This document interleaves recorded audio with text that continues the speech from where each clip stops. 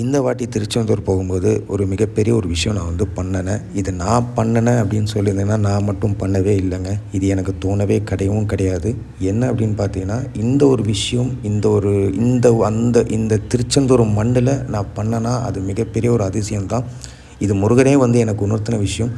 இது எதுக்கு உணர்த்தினாரு, என்ன உணர்த்தினாருன்னா வந்து, நான் அது அனுபவித்து அதுக்கப்புறம் தான் நான் வந்து மக்களுக்கே நான் வந்து சொல்லுவேன் உங்கள் எல்லாருக்குமே. இதை நான் மட்டும் பயனடைஞ்சா பத்தாது, நீங்களும் இதை பண்ணுங்கள். நம்ம பொறுத்த வரைக்கும் எல்லாருக்குமே தெரியும், திருச்செந்தூர் வியாபாரம் ஆயிடுச்சு. பன்னீர் இலை இதெல்லாம் வாங்காதீங்க. அதை விட மிகப்பெரிய ஒரு சக்தி நான் சொல்கிறேங்க. இதை நீங்கள் பண்ணுங்கள்.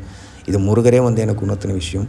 திருச்செந்தூர் பொறுத்த வரைக்கும் நம்ம முருகன் வந்து போர் செஞ்ச ஒரு மண். அந்த மண்ணை வந்து நான் என்ன பண்ணிட்டேன்னா, நான் கழுத்தில் வச்சுருந்த துண்டில் அந்த மண்ணை எடுத்துகிட்டு வந்து நான் உள்ளே முருகனை பார்க்க போகும்போது உள்ளே நான் சாமி காலடியில் வச்சு அதை நான் வீட்டுக்கு வந்து வச்சுருந்தேன்.